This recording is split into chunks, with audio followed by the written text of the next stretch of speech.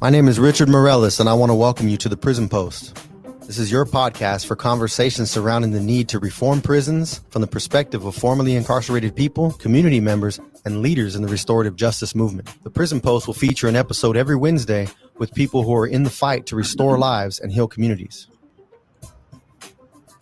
All right. Welcome back. Welcome back to the Prison Post. My name is Richard Mireles. The Prison Post is a podcast of the Crop Organization. This is my co-host, the always jovial Jason Bryant. Jovial Jason. That was actually my AVP alliterative name. You know how you had to pick an adjective? That was it, Jovial Jason. That's right. Over the course of the last weeks, for some of our subscribers and followers, you'll know that we've been releasing some incarceration and transformational stories. For those that are still on the inside, those are audio only. You can find them on Apple Podcasts, Spotify, Google Podcasts, and pretty much any of the major podcasting platforms, and about 30 others if you have specific apps on your phone. A lot of them have been very emotional, been getting a lot of feedback on just some of the gut-wrenching stories that are transforming mindsets across the country about the currently and formerly incarcerated. You know what? But today I'm excited about our guest. He actually had Jason and I on his Facebook Live show. We just want to welcome you today, Phil Melendez from Restore Justice.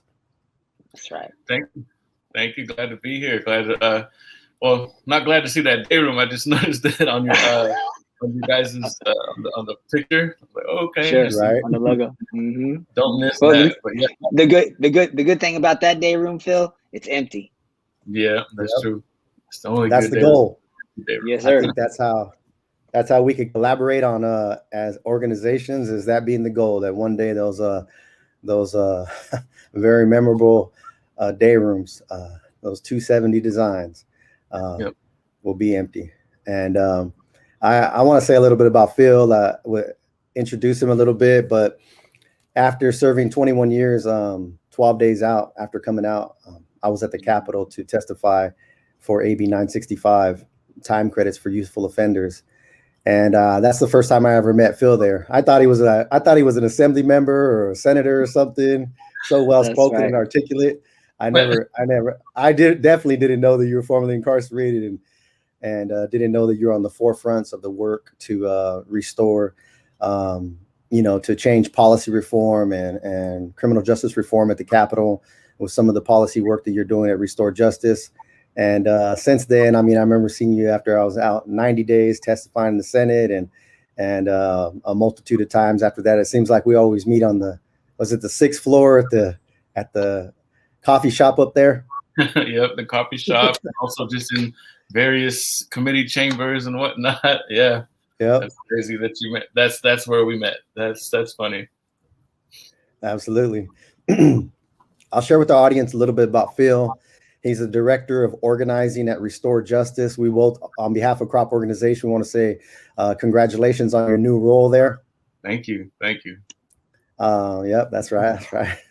Snaps. Phil returned home. He returned home in September of 2017 after serving a life sentence. While he was incarcerated, he facilitated many self-help groups and restorative programs, mentored neglected and traumatized youth, and organized numerous events linking community members with incarcerated people at San Quentin. He also worked closely with Adnan Khan, his wife Alex, Aziz, and Rebecca at Restore Justice on numerous events and initiatives while incarcerated. You don't hear about that every day. So you're also very passionate, Phil. I know you're passionate about sharing your experiences and the knowledge that you've acquired on your journey along the way to ensure that no one goes down the same path that you did, that we did. So again, welcome to the Prison Post, Phil. It's been a long time coming. We're grateful to have you here. We had a great time on your Facebook Live show, the Parole Show. And maybe you could start off by telling people how they could go back and check out some of those old episodes and what's the latest there. Yeah, so as far as the Parole Show, it's sparked because of COVID. At Restore, we were doing a lot of programs and events, as you mentioned just now.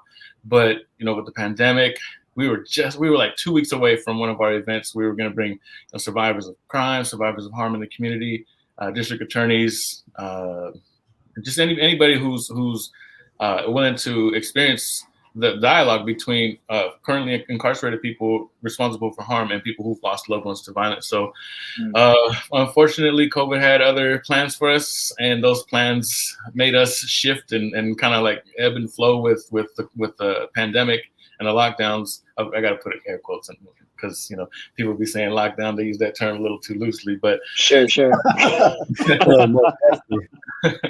But as far as the parole show, it sparked off of Adnan's live shows. He started going live early on in the pandemic, and he had me on one day. He was like, "Hey man, you know, talk about the parole board and what that's like." And I was like, "Okay, sure."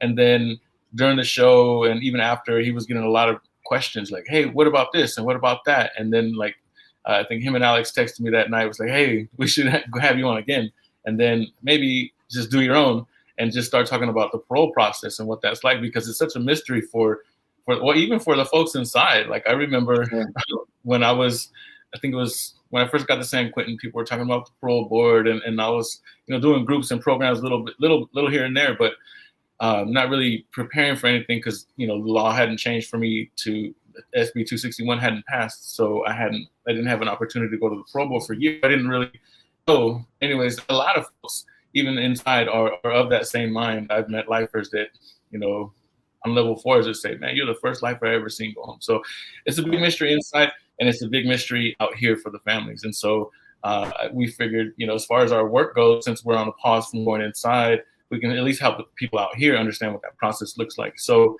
we did like, I think maybe 40 episodes on just the parole board process from how many? 40 to 50, I think. Oh my God. Focus on that, maybe a little less, maybe 30 something to 40. I'm being grandiose, but I did a lot though. It was a lot of shows, and I mean, I broke down just about everything from psych evaluations to how to address write-ups for violence, how to address write-ups for phones, how to address write-ups for substance abuse, how to write remorse letters, how to, you know, just basically everything that goes into a parole packet. I broke all of those down and just took questions and yeah, so you can go on. Yep. What was the feedback that you got from that, Phil? Because I mean, your audience obviously are the family and the loved ones of incarcerated people. Were they receptive to it? Did they know what to do with that information? Were they writing to their family? What was it like? Yeah, so I did get a lot of questions, a lot of positive feedback. I even had a few messages on Messenger like, "Hey, my loved one's coming home. Like, you know, thank you so much." And I'd be like, "Wow." Right. I mean, and it's crazy to hear that, but sure. You know, and so they would always tell me like, we took everything that you have, we wrote it down, and then I started actually putting PDFs together to send out to folks too. And so I would send those out, and so they would request them, I'd send them, they'd send them into their loved ones. And, you know, based on the pandemic with the lockdown, now that's a lockdown inside. So since folks are on lockdown now, they can't program. That's a lockdown, right? Really know what to do. And so, you know, I gave them a lot of book suggestions, and so folks can do book reports and prepare for the board that way. And yeah, it was I mean, I'm kind of glad I stopped it for now, because I mean, it was like nonstop. Like, I need this. Right. What's this? Some of them I would just put them all together and just do a show on it. Sometimes I just do a Q&A. But yeah, right. There's a lot of positive feedback from the families. So now your parole show, is it on hiatus, or have you changed? Are you going to change lanes, or? Yeah, that's the thing. I'm thinking about changing lanes because, for one, the parole show, it had morphed into reentry, and that's something we can continue. I had a friend of mine who's just came home. He was on the show like twice. He's like, "Hey, when are we going to go again? I have some real great updates." And I'm like, "Oh, right. So, I mean, so there's a whole reentry. So after I did all the shows I could on parole, like the logical step for me was to go to reentry. That's why I had you guys there, and a whole bunch of other folks kind of highlighting the, you know, the great things that people are up to when they're given their second chance. So there's still that possibility, but right now, just with this, as you mentioned, the promotion, the new role, it's very time consuming. It's very also rewarding, but you know, that's not to say that I won't go back to doing parole shows and maybe focusing on reentry, or even just focusing on organizing and giving folks game on how to you know, organize a community. No, that's great. Let's see. We definitely could collaborate on talking about reentry. Want to know some of the reentry work that you guys are doing, but Phil, real quick, you mentioned lockdowns, and sometimes we have audience members who have never been incarcerated, or family members, or also people that are just curious. Would you talk about briefly what a lockdown is? What's one of the longest lockdowns that you've experienced, and how that affects people on the inside? Yeah, so it affects people in multiple ways. The longest lockdown I remember, I think, was about, let's say, 6 months. And that's actually small potatoes compared to other lockdowns. I've seen prisons go on lockdown for a year, come off for one day, violence erupts, and then go back down for another few months. So it's, so for me, it was 6 months. And those lockdowns, they come about because for various reasons. Maybe there's an influx of drugs or phones coming on the yard and they want to shut things down and really do some investigating. Or people have, if there's riots, if there's racial tension, sadly in prison, it's very racially divided. And so sometimes there's racial tension, there's gang tension, and sometimes those tensions erupt in violence. And when the administration doesn't know how to deal with it, how to isolate it, or how to, get a ceasefire going, then their response is to just lock stuff down. And that means everybody. And so what that looks like is you will have your meals all brought to you in the morning. In the morning, you'll get breakfast and a sack lunch. And then in the nighttime, they'll bring you dinner. And so basically you're staying in the cell. And then after 2 or 3 days, they might give you a shower. And that's really about it. I know they're supposed to give you certain amounts of, by law, there's supposed to be like 10 hours of yard time a day. But during lockdowns, those rules go out the window. And so you're basically locked in 24/7. And then the great outing for some folks, I remember being in the hole too, and the great outing was to go to the shower. Like that's like the highlight of the day. Like I got a real shower. You're giving me a flashback right now, because when you talk about lockdowns and showers, I'm thinking about them calling out on the tier, shower shoes and boxers, gentlemen, shower shoes and boxers. Depending on what's going on, And even with that, you come out, you put your hands behind your back, they'll cuff you up, and then you'll have your showers, you'll be in your box, you'll have your shower shoes on, you'll be in your boxers, with your towel rolled up with your soap in there, and then they escort you, and you just kind of shuffle along. And 5 minutes. You got 5 minutes. You got 5 minutes. 5 minutes. I think my longest lockdown was 10.5 months at New Corcoran in 2000. I think I was 23 years old, 10.5 months. And you're right, Phil, like once every 3 days, you get to walk to that shower for that handcuffed, put you in the shower, put your hands outside of the door, unhandcuff you. You can shower. Once you're done, walking back in showers and shower shoes and boxers, handcuffed again, and doing that behind the back, handcuffed to the faces you see in the cell, because 6 months or 10 months, or like you said, a year or two is a long time to be locked down, to not see other faces except the person that you're in the cell with, or even if you're alone. And I mean, I on the one hand, it was hard to go to 10.5 months after we came out and finally got some yard, because there was not 10 hours a yard a week. There was none. And I think we all looked like ghosts coming out of there. So lockdowns are rough. And, like you said, not everybody's always responsible, but everybody's definitely going to pay while they do their investigation. Last night, Phil, I was on asked to speak at a virtual event with a couple of schools, Bellarmine School in the Bay Area and Presentation High School. And it was a restorative justice event. And every time I hear the word restorative justice, I think of restore justice. And we were talking about our stories. And I think Jason and I were colleagues. And we spend so much time thinking about the present and the future that it sometimes it loses our focus. We sometimes forget, were we really there 21 years and 20 years? And did that really happen? And then when we start being asked to tap into those stories, I don't know about you, but for me, it gets, I get a little bit emotional just thinking about all the people and how long it was. I mean, it was so long. And there was a time, like you said, when no lifers ever got out. And to see you out and Jason out and a lot of our friends that are out thriving, it's really like a miracle. I wanted to ask you, Phil, if you would speak about the work you've done around making living amends and the work you're doing with survivors today. And if you would like to talk about like that title, Restore Justice, along the way too, and how that is meaningful to your organization. Yeah, for sure.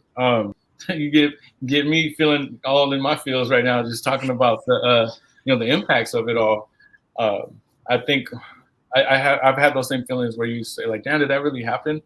Sometimes it feels like that was just a bad nightmare. And but it did happen. And then I still have nightmares now too. I don't know if you guys have that. I like often, like more often than I like, having just bad dreams of like, oh, you got to go back just for a little bit, and then they forget, and then it's like, damn, it's been months, damn, what's happening? And then I heard, and then another dream I had like just 2 nights ago, they said in the dream they said something about me getting transferred, and I was like, I ain't even supposed to be here no more. Like I'm supposed to be home.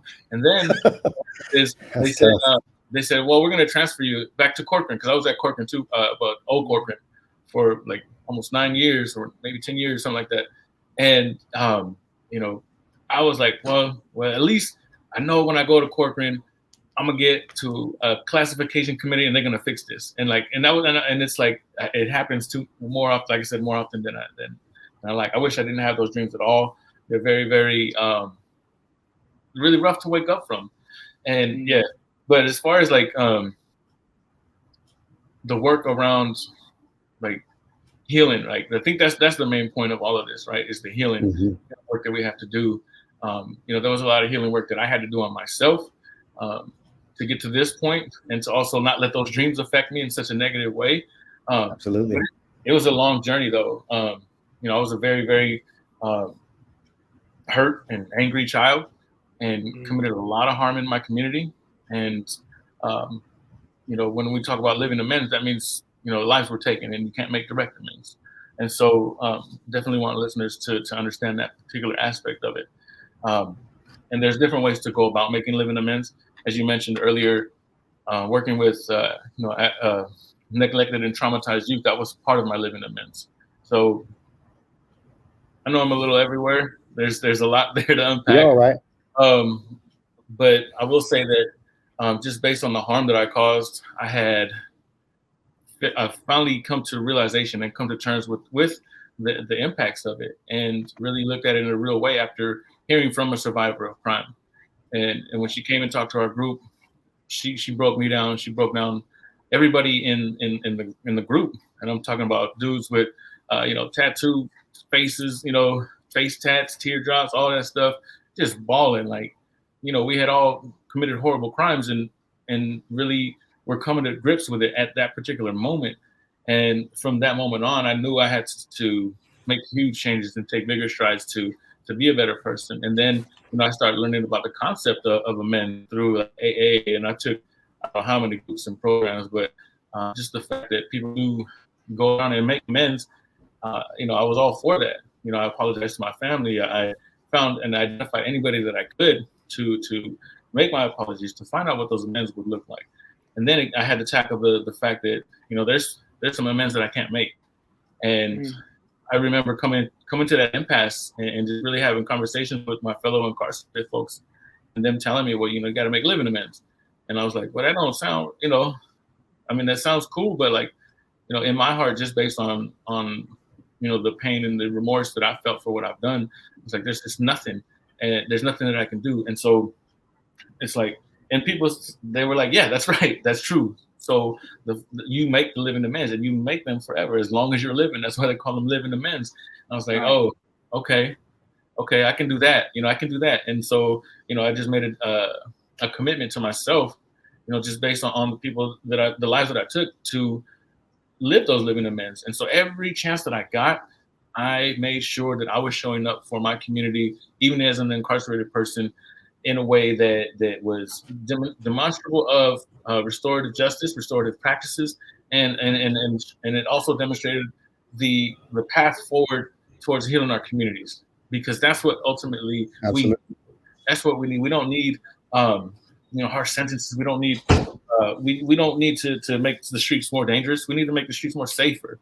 And so how do we do that? And that's it comes from us. You know, like when I talk about not wanting anyone to go down my path and sharing my story, this is why I like everyone to know what went into my healing and my growth and reconnecting with my best self, so that folks can do the same. And if you have people that are running around with, you know, as well-adjusted people, you're not going to have people that are going to be harming people in the community because they're harmed. So that's part of my living amends. But you also mentioned the work with survivors. As I mentioned, that the person that came and shared with our group, she really turned my life around. And so I felt like, you know, just based on the harm that I caused, based on the benefit that I got from her, I needed to pay all of that forward. And so every chance that I got, I would show up for survivors.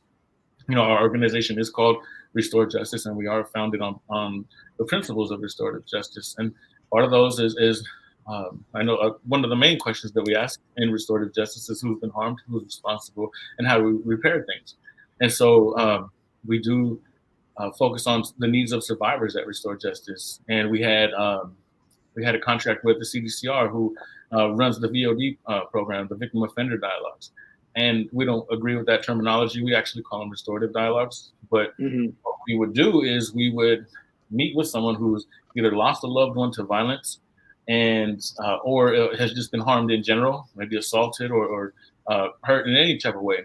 And we would, if they request a dialogue with the person that harmed them, then that goes to the CDCR, and that gets dispatched to us and a handful of organizations that do these dialogues.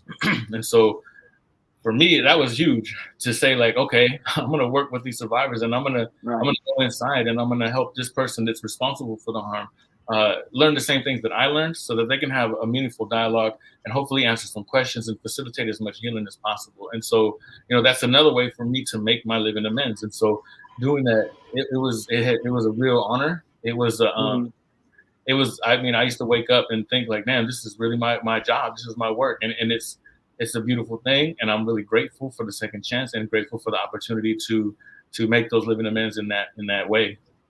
What's the best part and the worst part about working with survivors of violent crime?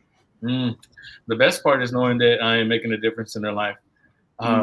They, you know, after sometimes I'll go into a space where they have no idea about what happens in prison. They have no idea about the changes that folks make and the work that we do. And, you know, sometimes they're angry. And so I've sat down in victim support groups, not knowing that, you know, them not knowing who I was and what I've done. And I you know, I had palms sweating, and, you know, I had met a couple of them, and they wanted me to share because they felt it was necessary and helpful for their crew. So I went, you know, it was hard and it was scary. But I showed up and I told them, I was like, this is what happened. This is what I did. And this is why. And, you know, you know, my tears just flowed like crazy. And, you know, my remorse was really evident. And some of them had stern faces, but we're like, okay, like, I get it though. Like, and them understand. Like people can be sorry. People can change, you know? Yeah. And it's like eye-opening for them. And it starts to, you know, shift the way they look at the person that harmed them or took their loved one's life. And it helps unburden them. And that to me is huge. And so there's pain in it, but that's beneficial. As far as the most painful part is just, you know, constantly reliving my trauma. But at the same time, you know, I still have those feelings of like, this is what I owe though. And those amends last forever. So I do it. And I definitely have to make sure that, you know, I don't get into a funk, because it's easy to just kind of like detach and like feel like you need to go somewhere like out of body. But I make sure I take time to like regulate my breathing, all the stuff that we learned inside, you know, as far as you know, understanding those feelings and emotions as they're coming up. I still use that, but I have to use it a lot, especially when I'm doing that type of work, because, you know, it's living amends, but it's also like the worst part of myself that you know, that I really detest. And it's really coming face to face with it again. And that's not the healthiest thing to do, but it's done in a way that is, I don't want to say responsible, but at least it takes care. Sure. One of my favorite analogies is the distinction between looking out the window or looking in the mirror, right? And what I hear you saying is that like a version of, or a way to interpret your way of living in amends is daily taking a look in the mirror and looking at, the contributions you had to the outcomes of pain, but also to the resource for healing for people. Yeah. It takes you like saying, looking in the mirror and saying like, this is who I was, and this is what I'm committed to. This is the person I'm committed to being today, to make this world a better place. So that's tremendous, Phil. It's tremendous. I just want to also acknowledge the people and the organizations that are willing to go on the inside with teams to share their stories of how they were harmed. I think back to, and I think Jason experienced this as well, when we were at Soledad, there were 5 mothers that would go in and share their stories of their sons being murdered. And like you said, I don't care how tough you think you are or how many tattoos you have and all those things. I remember there not being a dry eye in the place. I remember another lady named Amalia Molina who would come in and she would take us through a scenario with a person who had been harmed. Her brother was murdered. And then she would give us index cards, and somebody would be in the role of the mother, the son, the brother, the community member, the grandma. And we had to talk about how the pain that we felt. And that was the first time where I saw so many people at once realizing the harm that they had caused. I mean, most guys in prison, from my experience, they didn't have too many Father's Day cards to send home, but everyone I knew had definitely had a Mother's Day cards. And there's a few great dads that have been in people's lives, but certainly mothers win the day. And we think about what it would have been like for our moms to, what would they feel if we were murdered? What would they experience? And that'll get even the hardest of hearts begin to get emotional. And on top of that, not only realizing the harm that we caused, but also tapping into, what did I do? What did I cause? Not only verbally, emotionally, psychologically, physically, and not just a one-time thing, but for years to come, also with financially, how did that impact their parents, their brothers and sisters, their kids, whoever it was that was harmed? There was a major impact. Sometimes they call it the ripple effect, and I've heard it called a tsunami, not just a ripple, but a tsunami. So realizing the harm, taking responsibility for what we did and for what we caused, being willing to make amends, but also that service, like you talked about, working with the youth that you were working with. I could imagine you lighting up in there, being able to pour into them, going into service. I saw Jason do it. Jason was a part of a program called We Care, and they would bring in maybe 5th grade through 8th grade students, and he would walk them around the prison. And it wasn't one of those scared straight programs that don't work, where they bark at them and all that. What he was doing was pouring into them and loving them. And maybe, Jay, you could talk about that and how service is important to the healing process as well. Sure. I think that Phil said it so well. Like, living in amends is literally the choice to transform our lives and turn away from, the evil and the harm that we caused in the past. So, when I was inside and I had my earliest transformation was the day I was arrested. And I realized that, my crime wasn't, the choices I made were not only about me. And, I made the commitment early on not to continue revisiting the pain that I had brought to my own family, to the world. So, but about 10 years into my sentence, when I really made this shift towards being of service to others, that's when I started getting involved with work with Rich and a lot of the other leadership at Soledad CTF. And one of the programs that we participated in, and I was a part of the executive team on, was called We Care.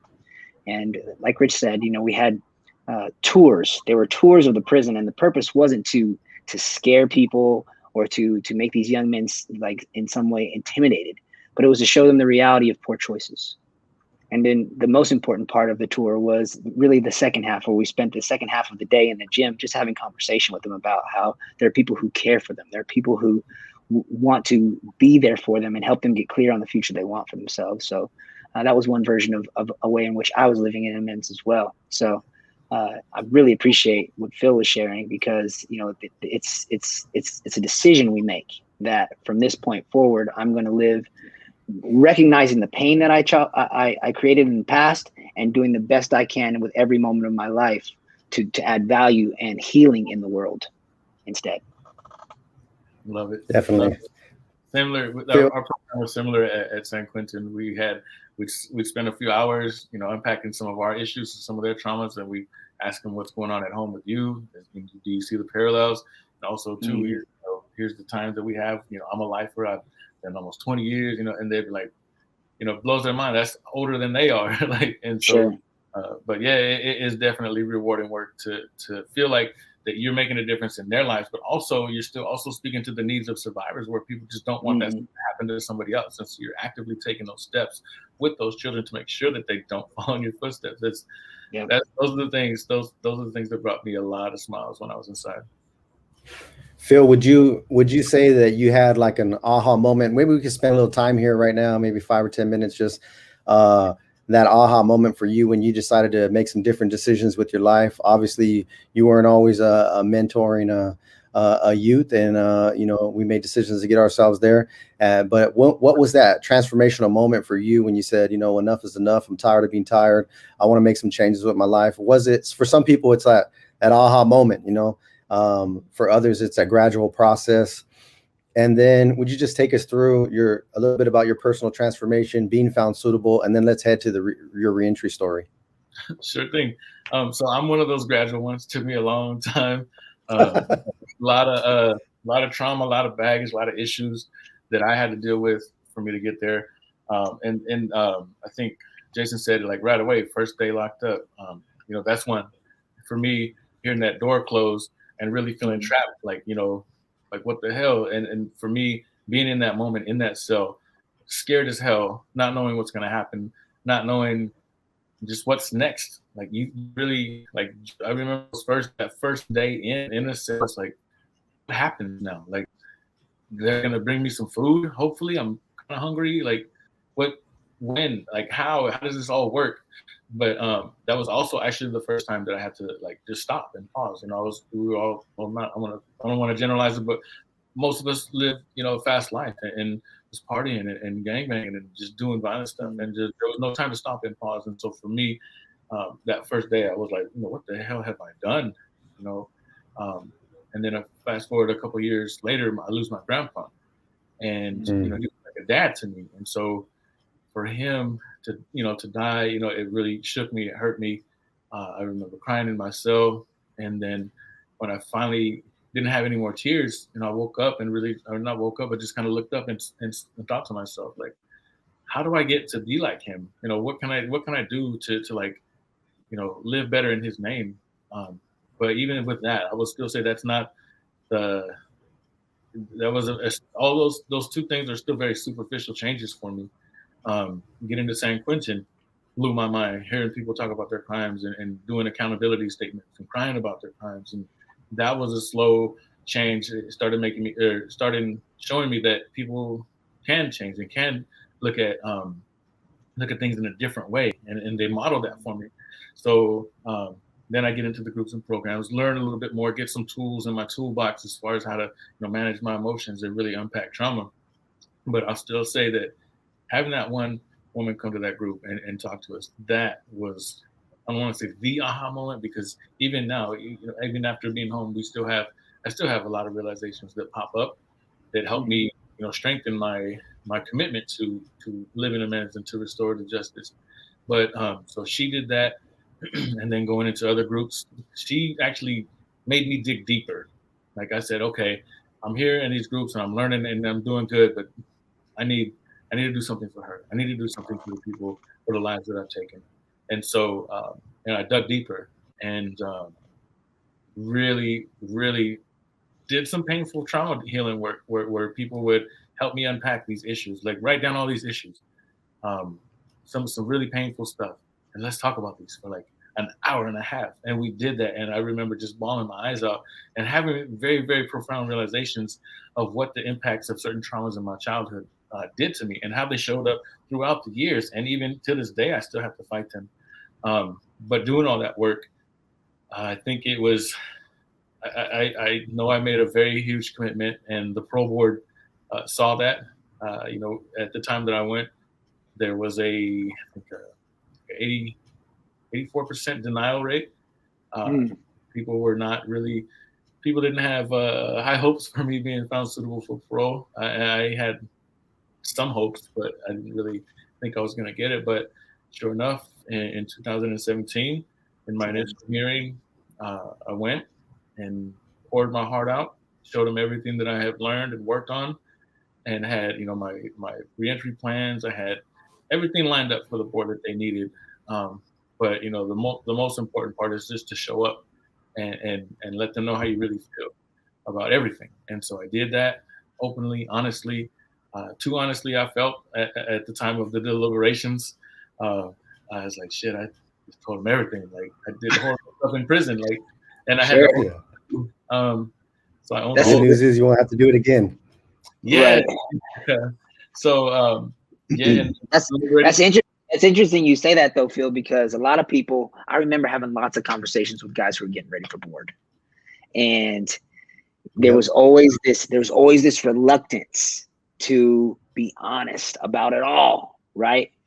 And it was like, because I think it's just something about, like you were saying earlier, about how we live that lifestyle, right? And it's like, I'm not telling on myself. I ain't doing no telling, right? Especially not on myself. But like at the end of the day, like you said, like you're there in front of the board trying to reestablish trust that you're a changed man, that you're a new person.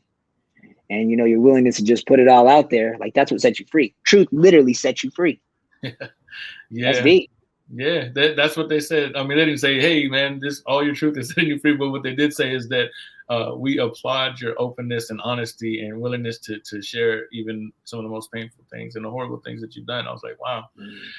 But yeah, I mean, I kind of remember them saying that. I was actually in tears, like as they were reading all the, we're finding you suitable based on this, that, and the other, all the legal fees that they say, to back up their finding. But yeah, it was a blur, but I kind of remember hearing that, and I know I read it in the transcript later. But yeah, they said we find you suitable for parole, and Phil, you don't look a day over 35. So how many years did you do in there, and what was that like the day that you got out? Yeah, so I did. So now I didn't used to count, but once you're out, it's like, okay, I went in on this day and this day, whatever. So I did 19 years, 11 months, and 3 days total, and went in at 19. And thank you for the compliment, but I'm about to be 43. Okay. Yeah, very soon. And that first day, though, it's a shock. It was a huge shock. It was a dream come true. I remember actually waiting in the holding tank and then getting on the van that takes you to the front of the prison. I was like, man, please don't let nothing happen to this van. Don't stop. Open the door, please. And sure enough, we stopped. Wow. And they told this dude, hey, man, you got to hold. And he was like, what? We're just messing with you. I was like, oh, you asshole. Oh, my goodness. Yeah. That's terrible. Yeah, I'm sure his heart sank, but it was a terrible joke. Yeah, so, but yeah, we pull out, and then sure enough, my wife, my mom, my niece, my daughter, I think that was it. They're all waiting outside, and I get out. I got my little bag with my little gray, yard clothes, and I just go up and I hug my mom, and I just tell her I'm sorry. I'm sorry for everything. And yeah, just hugged her as a free man, and it was a beautiful moment. I remember the first day feeling like just a whirlwind dream. It was it was crazy. It was I remember asking people who made it home into the transitional house that I went to. Every time they came home, they would say it's surreal. Like surreal was the word, and surreal is still the word that I even still feel to this day. And it does feel like a dream come true still, especially given where we've been and what we've been through, what we survived. and came home against all the odds. And yeah, the reentry process, there's a lot there. It was heavy. The first day, I know we went to the Golden Gate Bridge and then to the parole office and checked in, and they did a whole bunch of restrictions. I was like, sure, okay. Then they said go ahead and head to the transitional house, and I had an event coming up.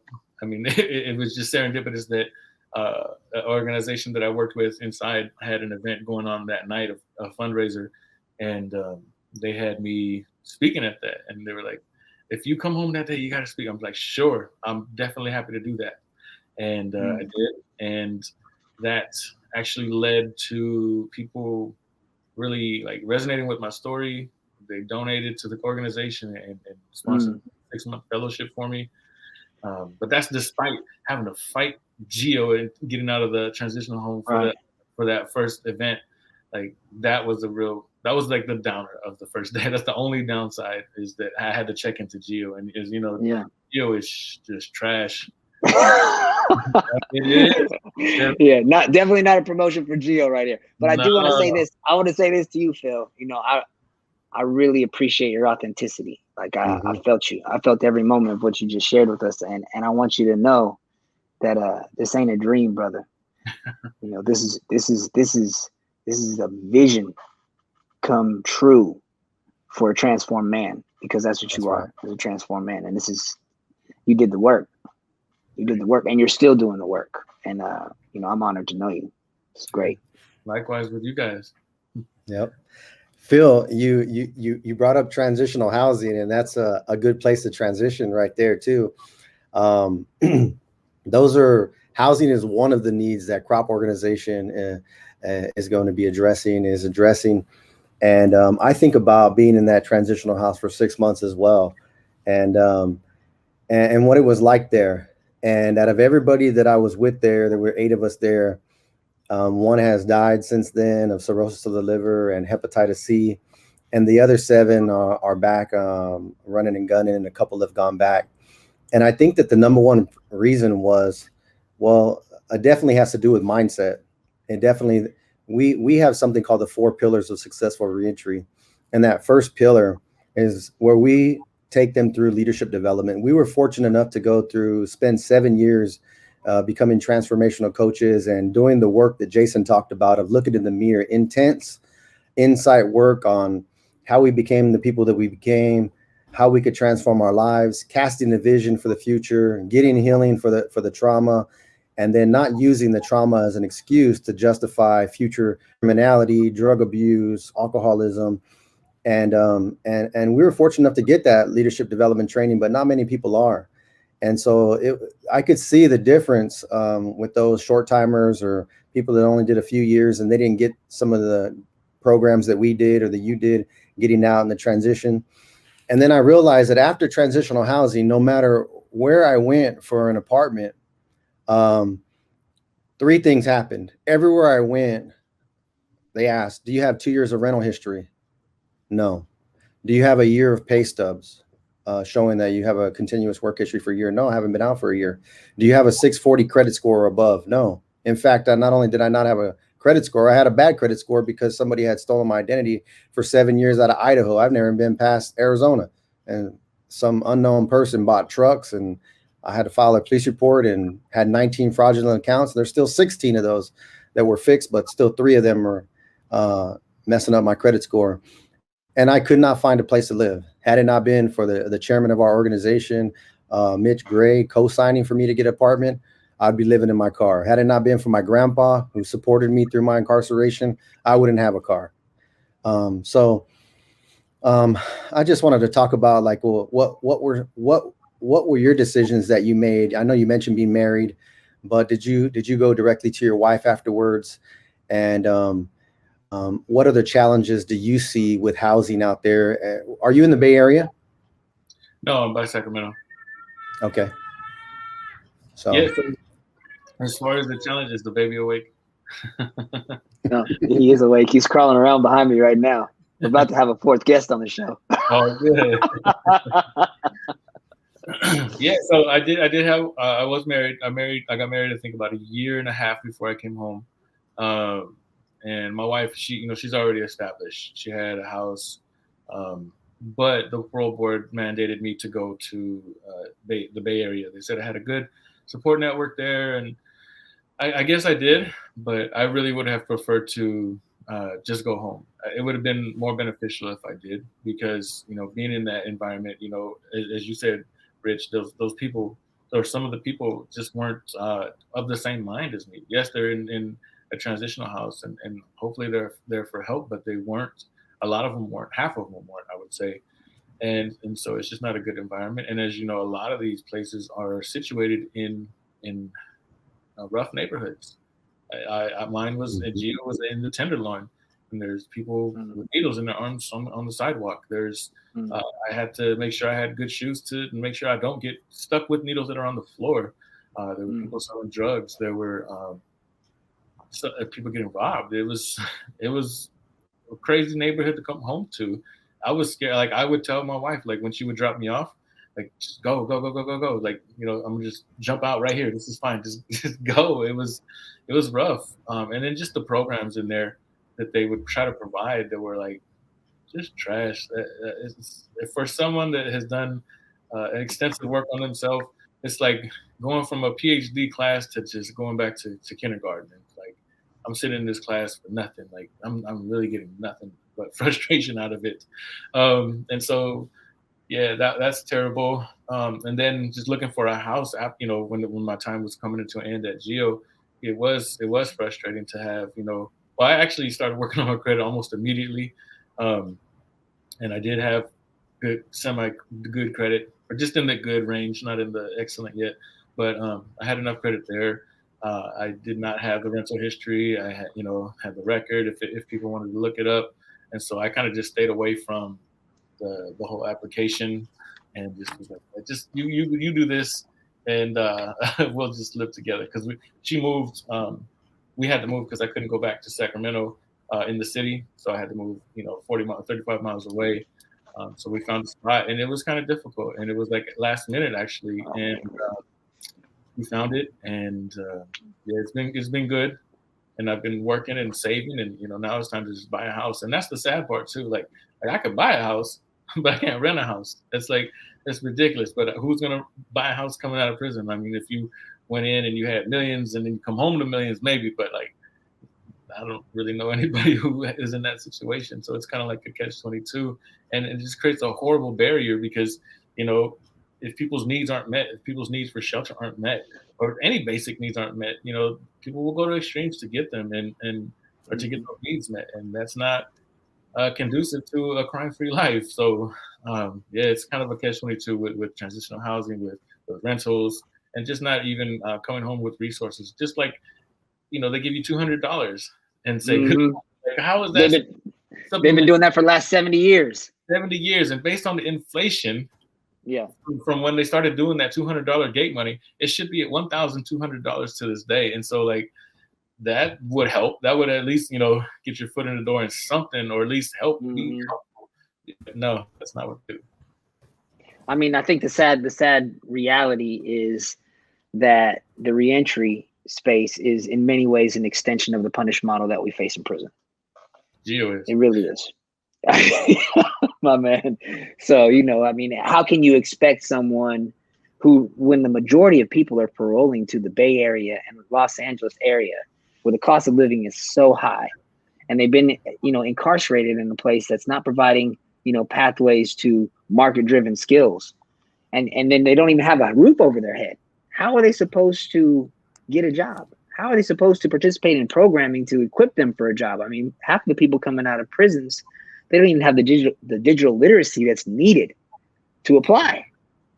So it's sad the way things have been up until now, but things are changing, Phil. Yeah, things are changing. Things are changing. Like what you say about the application, like, that's true. Like, people don't know how to click on a link. Like, some people don't even know how to use a cell phone. Like I did. I mean, I had one inside, and I had to answer to the board for them. There was no, but I learned some tech stuff.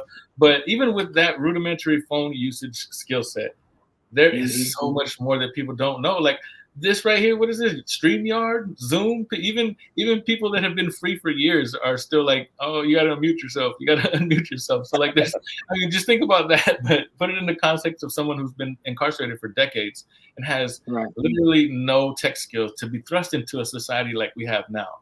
That has got to be daunting, scary, and just seemingly impossible to overcome. And then everything that we need is based on that technology, like you said, with applications or even doing a resume.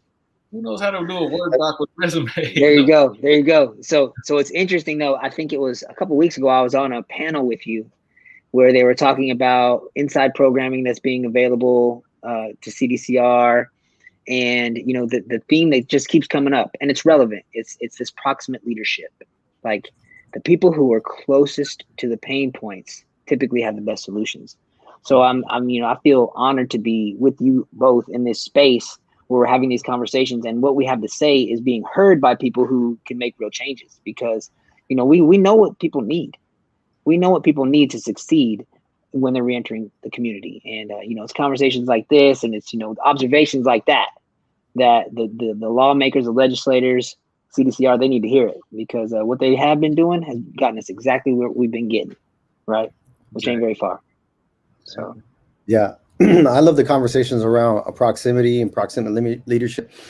You know, you would think that at transitional housing, there would be at least one conversation with those who are actually there and say, what are the needs that you have? I don't remember that question ever being asked. What are some of the needs? It's more about punishment. Be here at this time. You got to wake up at this time. It's more like the prison model. Like we got to control them. And that speaks to their mindset about us. And Jason just talked about those types of training programs that are on the inside. I mean, lawnmower repair and small engine repair. I mean, without tech skills, you ain't working on a car today unless you're at some lot working on ones from the 70s and 80s. So I think two things need to happen, and this is the organizational feel we have here at CROP is number one, we need that mindset development, that leadership development, that personal empowerment work where people begin to see themselves, that the ceiling for who they could be and what they can do and what they can accomplish, the ceiling's not right here. The greatest thing you can do in life is not lawnmower repair or small engine repair. You could work in tech. You could work on websites. You can do business to business sales. You can do something other than at best become a foreman on a construction site. Now, no knock to those who want to get out and their passion is construction or cooking, but I think from the mindset of the state is we got to get these guys these low end jobs, and we don't want to make the investment on something where they can actually get out and make a livable wage. I mean, as you know, out here in Sacramento, $15, $18, $20 an hour. I mean, you're barely surviving. You're barely surviving. I'm not sure how tough it would be. I mean, maybe if you're married and they have two incomes, it could be a little bit more comfortable. But getting the state to have the idea, like, let's provide some actual vocational training in there that will lift people up to make a livable wage, and then that also transfers to us doing the work with our formerly incarcerated brothers and sisters to have them begin to see themselves in a new way and think in new ways and realize that the ceiling for who they can be and for what they can do is so far above what they imagine. You know, Jason and I never imagined of hosting a podcast. I didn't know what a podcast was until 6 months before getting out. I found this little book, read it 3 times, shared it with Ted, and he's like, our executive director, our closest friend, and he's like, we're going to do a podcast. And the mindset, we're going to do it. We don't know how to do it, but you're going to get out, and that's what you're going to do. Wait a minute. That's that vision. Yeah. Wait a minute. My bachelor's degree is in something else. Don't matter. That's what we're going to do. And now I'm on a daily basis working on the back end of a website, learning how to work that, and so many things that I never imagined. But I realize that it's possible. If we set our mindset to do it, we can do it. Jay, would you speak to that a bit more? Well, as far as the mindset, yeah. Or as far as how it transforms people and just basically empowers them. If you start there and then you come out and want to get involved in any job, I'm not talking about an astronaut or a police officer. Well, the interesting thing to me is, Phil, you were talking earlier about the dream come true, right? And I told you, I said, it's not a dream, brother. It's the vision of a transformed man. Because when you transform your life and you really understand that it ain't all about you, it's about serving a cause or a purpose or a mission that's bigger than yourself, you're going to find a way. You're going to find a way. And it comes with that courage that we were talking about, to look in the mirror, because it starts right here, right? Like, okay, honest inventory of who I was and the results that I caused, that my choices caused, right? Okay, I see that. I own it. And I'm sorry about it. So I'm turning away from that. And now I can look out to something bigger, something better, something unprecedented. And the choices I make today are going to bring that future into reality. Like, that's Absolutely. What we want for people. That's what we want for people, to have that, like, that value adding, no ceiling, unprecedented vision that, really changed the world. Yeah. And I'm glad you guys are doing it. Because I was thinking about it the other day, and, I'm on different coalitions for different pieces of legislation, and one of them has to do with visiting. And they have been, denied visits a year. They said, well, at least we can get video visits. And, I had been told previously, like, video visits aren't visits. Like, these aren't visits. I'm not visiting with you guys. We're on a video call right now. You're not in my living room. We're not, physically close. So, and it just made me think about how the system is set up to make us happy for crumbs. And that's the mindset that we just have to break, because, like, yeah, I can be happy I'm home. I can just be grateful that I'm living the dream. But I can also look higher and dream bigger. And the stars are the limit when it comes to like what I can and can't do. But I have to really, like, honestly understand the shackles that were put on me mentally and emotionally as well through the system, right? And that's the other thing too. It's hard for folks to call out the system. It's like there's always this accountability, this remorse, and I have all of those things. But also too, I'm able to look at the system and what it does and the harm that it causes. All the stuff that we talk about, these groups and these programs, they are done despite the system and what they provide. Sure. CDCR has their programs audited and learned that they were trash. I don't know if you guys seen that report on the audit of their programs, but it's the community, it's the support, and it's the love that really helped us. So it's like really understanding that too, and not being happy to settle for crumbs and not just be happy. I'm just happy to be home. Like, that's cool. If folks are, and that's cool, like you said, if you want to just do something simple, cool. But I mean, we have, honestly, for me, I feel like I have an obligation to society to make it better in every single way that I can find. So that's kind of where my head is at, but just understanding too, like, folks really are programmed to just be happy for little things. And that's cool. Oh, that's true. Yeah. Well, it takes all kinds. And, I want to say this, we got about 2.5 minutes till our time is up. Would you take some time, Phil, and share a little bit about what you're doing with Restore Justice and how the organization is helping people and how they can reach y'all? Yep. As a matter of fact, I have 1 minute until I have a legislative drop-in on another piece of legislation that is supporting programs in prison and expanding the program and accessibility and also credit earning abilities. And that's part of my spiel that I'll be saying. That's right. But yeah, so just also too, when I talk about showing up for my community, it also involves the community that we left behind. And so part of that is trying to make sure that we're bringing folks home, because we all know who we left behind and how many more are eligible but still get denied for petty, arbitrary reasons from the parole board. So there's a whole lot of reforms that we got to work on. And also, I also am of a mind, and I'm sure you guys are, and a lot of people that listen to this know the assets that we are to the community, the assets that we are towards making sure we have well-adjusted youth. So that's part of why I fight, because I know that we can be assets to the community and provide that public safety that everyone has seemingly no idea how to get, Right. And also fights against when we have real good solutions, because, like, as you guys said, the people that are closest to the problem have the best solutions. That's what, everybody should know that, but they don't. But as far as the work that I'm doing now with Restore Justice in my director of organizing role, it is kind of like developing a curriculum for system impacted people, system survivors. And that's not just survivors who lost loved ones, it's survivors who survived the system, and how we can make and envision the society that we really want. Because for years and years, we've had crime and punishment, crime and lock them up, throw away the key.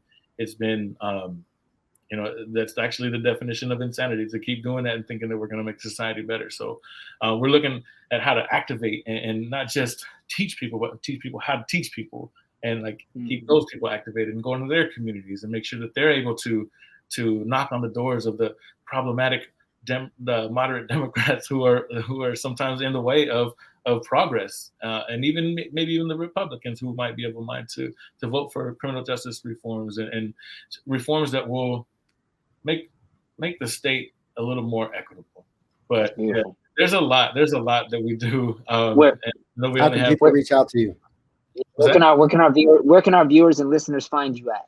Where can they find you? So I am kind of like off Facebook. I don't really do Instagram. You can find me on Twitter at the Phil Melendez. You can check us out, our work at Restore, at www.restorecal.org. And we also have Restore Justice Facebook, Twitter, and Instagram accounts that you can follow, see what we're up to, and see where you can plug in. Wonderful. All right, Phil. All right. It's been a pleasure having you on the show. You can reach out to us at Crop Organization across social media, Facebook, Instagram, Twitter, and LinkedIn. Please feel free to reach out to us. Reach out to Phil and his organization again at restorecal.org. Thank you again, Jason. It's been another good show on the Prison Post. Thanks, guys. Thank you for listening to the Prison Post, a production of the Crop Organization. We'll be sharing more stories from the world of prison reform and restorative justice, so please join us. You can listen to the Prison Post on all major podcasting platforms. Subscribe to our video cast on YouTube and like us on Facebook at The Prison Post and at Creating Restorative Opportunities and Programs.